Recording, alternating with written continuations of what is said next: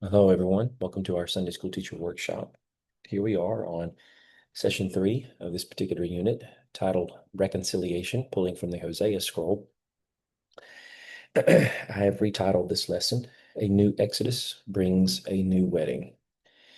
So I think most of us are probably familiar enough with Hosea to recognize the nuts and bolts of the story that we could summarize easily for someone else. There's a prophet here, Hosea, whom the Lord has called and told him to marry a prostitute named Gomer. Um, so when I say called, I don't mean that he called him and then as part of the first act he's supposed to do is this.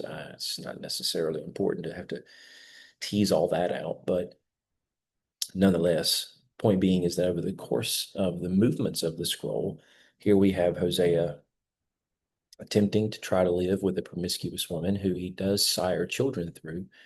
She has no desire to want to remain faithful, and so she goes back to what she's done most of her adult life, and that is continue to be a prostitute. And of course, it leads her to a place of utter disparity and destitution because she finds herself now no longer even free, but a slave. And that's where Hosea will go and purchase her back. But then he tells her that you will be my wife again. You will be faithful to me, and that he will be her husband. And of course, this is not in some sort of abusive way. And Hosea definitely loves his wife, who, again, is the mother of his children. And all of this is mirroring the particular circumstance that Israel finds herself within, as goes her relationship with Yahweh. And that's amply clear throughout the book.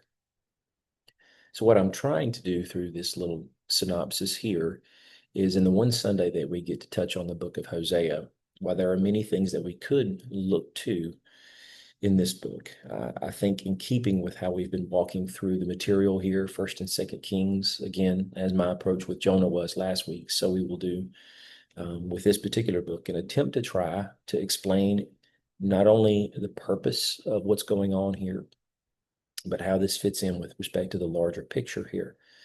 So again, the title, A New Exodus That Brings a New Wedding. So what exactly is this Exodus that we're looking at here? I mean, Israel is in the land, and if they're in the land and no one is really ruling over them in an oppressive way, like Egypt was over Israel all those centuries before, when the original Exodus happened, then how exactly are they postured to be in exile and then in need of an Exodus?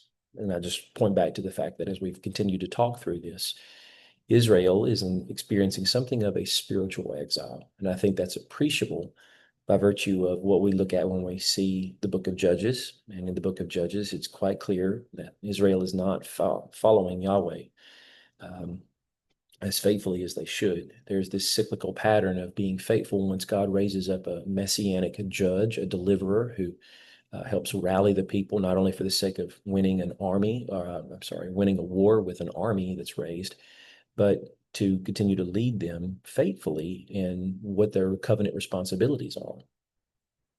But then after that judge dies, eventually they slip back into apostasy and they are just promiscuous, as it were, because the way the prophets use their language in relation to Israel and her marital duties toward Yahweh, they are basically like Gomer is toward Hosea. They have a responsibility to their husband, but they don't want to honor that responsibility. Instead, they seek after their many lovers. And in the case of the judges, of course, that means instead of being faithful with Yahweh, they are being openly promiscuous with the Baals and all the other gods that have permeated the land of Canaan before the Israelites showed up, and perhaps even gods that they were still worshiping before they ever even entered into the land of Canaan. So, with that in mind, we are right back to where we were in the days of the judges, that God has allowed a measure of exile to happen here because he has pulled himself back. And he's done so more and more over time. He has allowed the land to contract down with respect to how much land is actually being controlled by the northern kingdom of Israel. He has allowed their enemies to have a measure of victory over them and take away some of their territory. And ultimately, he's setting them up for what will be the final hammer blow, and that will be when Assyria comes to desolate the land and cart all the survivors of that war off to exile, real exile outside of the land, right? So the whole point of this book is to provide a measure of hope for the faithful remnant that is continuing to serve Yahweh in the land, and that Yahweh is not going to allow this to continue. He will at some point take the brash action that Hosea is commanded by Yahweh to take in regards to Gomer, to go to her and say, after he purchases her, you will be my wife. I will be your husband. You will no longer continue to do these promiscuous things. You will be faithful to me, and I will be faithful unto you, signaling that one day Yahweh is going to bring about a whole entire new covenant with Israel, and he is going to fix the problem, as it were, that continues to allow them to be this promiscuous, and that is an uncircumcised heart. He is going to make sure that he does away with the I don't want to say ability. It makes it almost sound like we're being turned into automatons or robots. That's certainly not it at all. But rather, he is again fixing the fundamental problem that is lacking for us, and that is a rebellious heart. And he is removing that hard, stony, dead heart to put in that heart of flesh, and then, of course, giving us his spirit so that we can be obedient. So, what I hope to do here is walk through the picture of the Exodus in the book of Exodus, and then talk about a few things in the book of Hosea that help us appreciate how that theme permeates the book. And then I want to speak about the new Exodus that's being signaled in the words of Hosea here. Of course, they're the words of Yahweh spoken by Hosea.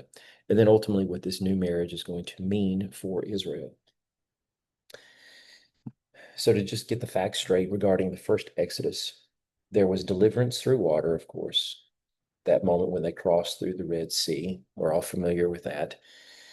But as we see this mirrored in the story of Hosea, even though it's very deep in the scroll, after much has been said and the drama been played out, this is where we get to basically Yahweh's summary statements toward the end that helps us better understand what was the point of the experiment of Hosea marrying Gomer, how this has been, again, a mirror of his relationship to Israel, with he in the position of Hosea toward his Gomer, and that is Israel. How Israel has been unfaithful. Much of that has been said in the previous 10 chapters. And now we're getting toward the conclusory remarks of the book, where Yahweh is unveiling what his plan will ultimately be. As he's already signaled that throughout the book, but now he's kind of drawing it all together to help us understand how that will ultimately play out. So he begins by covering the past with respect to what he's done so far. And he says in Hosea 11:1, when Israel was a child, I loved him, and out of Egypt I called my son. Now, even though this will be used prophetically by Matthew to speak of Jesus, this was not listed by Hosea as a prophecy speaking of something that will happen in the future. Rather, it's speaking of something that will happen in the past. Matthew, by guidance of the Holy Spirit, sees this as a much larger concept that has its total and complete fulfillment in Messiah, who basically is Israel, being called out of Egypt as he recounts Jesus's birth narrative. Just saying that because I'm sure in using this verse, even though it's not part of what we read in the text, you might realize, oh, I had forgotten that was there. Let's talk about that a little bit in class. I would encourage you to not necessarily go there and give it that treatment, because it's not necessary, nor does it really help with respect to the breakdown of how we're approaching this scroll and its meaning in its original context. Going back to the left side of the screen. So after the Exodus through the sea, Yahweh gives a marriage proposal to the Israelites in Exodus 19. So in Exodus 19, they have come to the mountain of smoke and fire, Sinai, where God has descended now to the summit of that mountain, and he is speaking directly to the people. And he tells them, if you will carefully listen to me and keep my covenant, then you will be my own possession out of all the peoples. Although the whole earth is mine, you will be my kingdom of priests and my holy nation. Now, certainly there's more to it than this, just these verses. There is a concourse of chapters from Exodus 19 all the way up through chapter 24, essentially, where God has spoken to them directly. Granted, they responded out of fear. They wanted Moses to be the intermediate who would speak to Yahweh and Yahweh would speak to him. They're terrified at all they've seen with respect to the consumption of the mountain by Yahweh's presence, the quaking, the peals of thunder, what sounds like loud trumpet blasts as they're hearing his voice. And again, they're terrified at his presence, and rightly so. So Moses goes up unto the cloud to receive everything else that Yahweh has to say. But at the same time, before he goes up into the cloud for that 40-day, 40-night venture there, Yahweh has spoken many more things to Moses, and Moses has shared these things with the people. And the people said multiple times, what Yahweh has said, we will do. Now, many scholars and theologians have teased this apart and helped us understand that from the language of how this is being structured, this is nothing short of not only covenant, but it is a marriage proposal essentially between Yahweh and Israel. And of course, throughout the Old Testament, and Hosea is certainly one of those places where we can see this more on the nose than anywhere else. Yahweh has accorded his relationship with Israel as more being that of husband to wife, though in some places he refers to it, and Hosea is no exception, of father and son, which kind of seems a little strange, but nonetheless, throughout this book, more consistently, he has referred to himself as Israel's husband rather than father. So, with that in mind, the question is where did the marriage actually happen? And when was the proposal actually made? And there's no better place to point to than here at Exodus when Israel and Yahweh come face to face, and where Yahweh makes it quite clear in the language used here that he intends to take Israel as his own, right? But then, of course, when we look at the Ezekiel scroll, he makes it very clear as to when exactly this happened, when he found her out in the wilderness and chose to take her in, to dress her, to wash her, then to make her his own wife.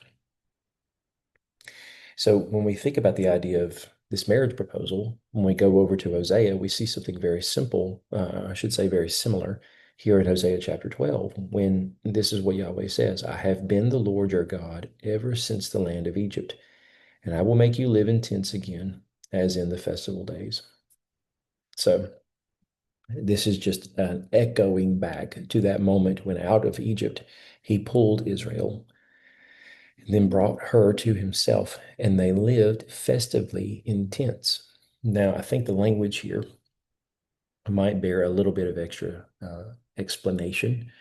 Again, many scholars and theologians have pointed to the idea that when we consider the concept of the tabernacle and how the tabernacle itself functioned within Israel, most of what we see is a tendency toward play, or I should say, most of what we see is the cultic expression of Israel's faith and religion. By that, I mean, we think of all the blood sacrifice and maybe the high holy days like the Day of Atonement when Aaron or another high priest would be decked out in all the proper garb and then carrying the blood in the sanctuary space. After he's done it for himself, he'll do it for Israel or any other moment in Israel's liturgical calendar, or maybe not that per se, but just all the beautiful trappings on the inside or whatnot. But what we fail to realize, largely because we're so separated from this culture and its time, when these events took place, when these words were written, that when we consider the trappings on the inside of the tabernacle, it kind of becomes a garden grotto in its scenery. And of course, we understand its connections back to the Garden of Eden. What I'm driving at, though, here is the idea that the tabernacle was ultimately a tent. Rather than waiting for Israel to come into the land and then commanding the people to build him a proper temple, he instead uses this portable tabernacle that is always referred to as a tent of meeting. And he says to them, I will meet you there above the cherubim. And the idea that the scenery calls back to the Garden of Eden, and that's where humanity has its origins in that sacred garden temple space.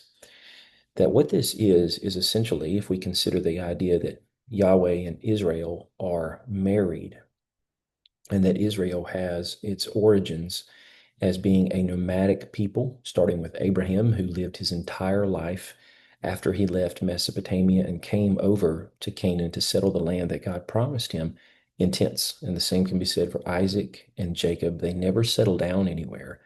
And Israel, after leaving Egypt, will spend the next 40 years wandering around in the desert in tents. And so there are allusions to the idea that part of what becomes their festive custom, like many of the other peoples around them who also live in tents, is that when a marriage takes place, husband and wife will have a special tent to go to be able to consummate their marriage. It becomes the place of the trysting, of their expression of love toward one another. When you consider the words of the Song of Solomon, much of that seems to be mirrored in the echoing back and forth between the man and the woman who are taking one another in marriage, having fallen in love with one another. And that ultimately will be what will happen once they consummate their marriage. So, what I'm driving at here is that the language that's being used by Hosea seems to be hearkening back not only to the time when Israel came out of Egypt and Yahweh took them unto himself to be married, but at the same time, when he gave them the tabernacle, this is the place where they would express their love toward one another. And I don't mean to be vulgar in any type of way. There's no reason to think that. It's just the simple fact this is the language being employed here. And it's worth mentioning because this is what the Bible has to say. And in the book of Hosea, we're getting a much deeper look at how Yahweh accords his relationship to Israel than in other books, right? So that was the marriage proposal as reflected in Hosea of what happened all those centuries ago when they came out of Egypt. Now, in the book of Exodus, we actually have the marking of the marriage ceremony in Exodus 24. When he took the covenant scroll, read it aloud to the people, they responded, "We will do and obey all that the Lord has commanded." So the nuptials were proposed. They were accepted by Israel, and Moses goes up the mountain to tell Yahweh they have formally accepted and they will enter into this covenant marriage with you. I didn't find anything in Hosea that actually spoke so concisely to that idea. So I didn't want to just repeat the verse that I had cited there already. But then we do wind up getting to the adulterous affair that happens immediately after they ratify this covenant and agree to this marriage with Yahweh in Exodus chapter 32 when they worship the golden calf. And this is where we actually start in Hosea chapter 1 with the statements being made here that this is exactly what Israel is doing.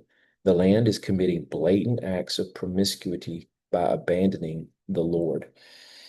So he's saying essentially all of Israel is guilty of this very thing. This is what they've been doing since the days of that first generation of Israelites that came out of Egypt, and they've continued on, and they've only just doubled down on this over time. And now the northern kingdom of Israel has been doing this consistently without end since the days of Jeroboam the first, which we are a few centuries removed from that by the days of Hosea. So, what is definitely necessary here is that Israel needs a new exodus because of all that they've been doing with respect to running away from Yahweh in blatant rebellion. This is where we find ourselves. What Hosea is speaking to these people as, again, a measure of hope of what will come in the latter days. So, there will be a deliverance out of, as you see here on the screen, in quotation marks, Egypt. The word of the Lord to Hosea. And the Judeans and the Israelites will be gathered together. They will appoint for themselves a single ruler, and they will go up from the land. It's interesting, right? I mean, if you think about the language, this is exactly what you actually find in the book of Exodus. So the story goes, they are locked away in Egypt and they need to be rescued. God raises up a single deliverer who will essentially be their ruler. This is how Moses is referred to in the songs that round out the end of Deuteronomy, that he was referred to as king in Jeshurun. Jeshurun is just a synonymous name for Israel. He was never crowned king. He was never referred to as king, but the position he held over the people was basically that of king while he continued to lead them because he held sole authority. Then he divvied that authority up by the instruction of Yahweh to the 70 elders who assisted him. But he essentially was the one who sat at the top of the political pyramid. Everything converged on him with respect to all the cases that had to be judged, anything that could not be handled at its lowest level or any of the intermediate levels would ultimately wind up coming to him. He was the one that gave explicit instruction to the priestly class, which is exactly what other kings in the ancient Near East were doing. Many of them were actually high priests as well. And of course, Moses performed the first sacrificial acts for Israel before the priesthood was actually installed. So all that to simply say, um, Hosea, of course, is speaking about the next Moses that's going to come, and this will not be fulfilled until Messiah comes. Not a Messiah like another judge or even another prophet figure, but the Messiah. And notice the language at the bottom of that verse, and go up from the land, because that's exactly what they did when they left Egypt. They went up and out of the land into the land that God would give them as their inheritance for the promises to Abraham. And then there will be a re-proposal of marriage. Chapter 2 and verse 18. On that day, I will make a covenant for them with the wild animals, the birds of the sky, the creatures that crawl on the ground. I will shatter bow, sword, and weapons of war in the land and enable the people to rest securely. So notice all creation is drawn into this covenant, and that when it comes, ultimately, all weapons of war will cease to exist, and that all of the people who are a part of this new covenant relationship, this new marriage with Yahweh, will be able to live securely. Now, lest we take this hyper literally, which is not really a good way of interpreting much of the Bible, because much of the Bible, especially the words of prophets, has a tendency to be poetic in nature and structure. That does not mean it's not real. It just means the way that we should accord this language, which is on par with the way the original recipients would have accorded this language, is to appreciate the word pictures, what we would refer to as hyperbole, even to help us appreciate what the real, maybe I should say, the reality of the expression of these words will be when the time comes. Because when we think about where we are under the new covenant that's being referred to here, the very new covenant that both Ezekiel and Jeremiah talk about, and the very new covenant that Jesus is referring to, using that language when he is sitting with his disciples in the upper room and sharing what we refer to as the Last Supper with them, but promising them that the cup that they hold and are drinking from symbolically references the acts that are about to transpire over the next several hours when Jesus goes to the cross and sheds his blood. As he says, this is the new covenant written in my blood. So as he symbolically passes that to them and they become partakers in the new covenant, they are the first to enter into this new covenant in this new kingdom under this new ruler who is going to bring them out of the exile of their sin and into this new creation, because that's exactly what Hosea is talking about here, a covenant that will extend to every member of creation. Because the idea is that it's supposed to be, in the language of the New Testament, a new creation where Jesus is the first fruit, the firstborn from among the dead, and the beginning of an altogether new human race and an altogether new creation. And so the idea of us resting securely here is not just seen in the guise of ethnic Israel living in her land with no threat or enemy, and that they have rid themselves of all weapons of war, but rather the kingdoms that we fight for are no longer earthly kingdoms, but it is the heavenly kingdom, and it is not flesh and blood we struggle against, but spiritual powers. And this kingdom is already fighting from a position of victory because Jesus has dispelled those powers and taken from them their kingdom. And we can march in open triumph anywhere in this world, though human authority and power may attempt to try to thwart the advance of the gospel and the heavenly kingdom.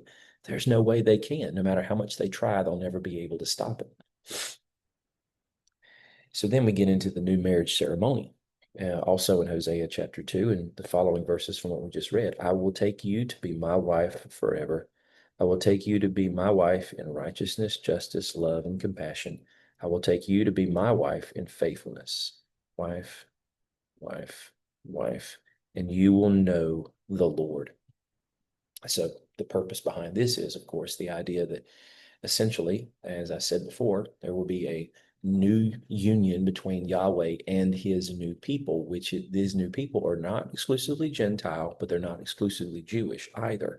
It is a mixture. These are the words that we find all throughout the writings of Paul, who, as the chief contributor in the New Testament, is the one who gives more space to these kinds of ideas. But he's not the only one to talk about these things, obviously.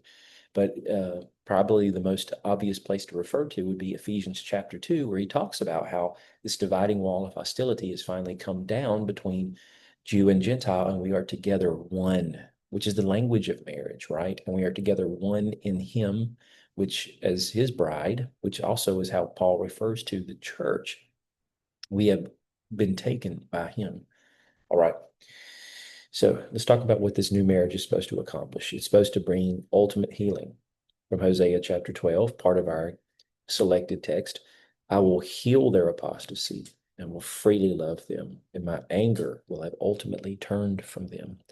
So we will finally bring the healing that they need so desperately and set them in not only right and proper relationship, but recalibrate their hearts by giving them new hearts to want to be faithful to Yahweh. The marriage will bring sustenance. Chapter 14, I will be like the dew to Israel. So think about the dry, parched, thirsty desert floor and how the dew that falls every morning is in some seasons throughout Israel's time. It's the only source of water that the plants of the field actually get. He he will blossom like the lily and take root like the cedars of Lebanon. So of course, everything from small, beautiful flowers that grow out of the crags of rocks and all over the valley floors to the high, mighty, stately cedars of Lebanon that are planted and loom large in the forests. This is how Israel will be pictured. And this Israel, again, is not just ethnic descendants of Abraham, but also Abraham's sons from other nations that have now become his spiritual children, but they are just as much heirs of these promises that belong to his own ethnic children in this new covenant. I would refer you to Galatians 3 and 6 to appreciate that better. And this marriage will ultimately bring new life. His new branches will spread. His splendor will be like the olive tree, his fragrance like the forest of Lebanon. The people will return and live beneath his shade. So there will be an ingathering here of not only ethnic Jews, but the remnants of the nations will be bringing them in as part of their family as well. These are the words of what Isaiah speaks of in Isaiah 40 through 66, talking about how the kings of the nations will be bringing wagon loads of wealth in, that the very queens of those nations will be nursing their children at their breasts as they bring them in as part of this ingathering. So it's not to see the Gentile nations as slaves, but participants in this joyous feast. In which Gentile and Jew are gathered together as part of the ingathering of the servant's kingdom, the servant being the person who is spoken most frequently about in Isaiah 40 through 66. They will grow grain, they will blossom like the vine, his renown will be like the wine of Lebanon. So we have several things here that speak to the new covenant, but notice how it's somewhat framed up in pictures and words that speak of a new creation that all come from part of a new marriage proposal between Yahweh and his people when he takes them to be his wife forever. So I hope that was helpful in trying to help get a bit of more concise understanding of the book, but at the same time, instructive with respect to how perhaps we should consider teaching this to our students come Sunday. So thank you for your time. We'll talk again soon.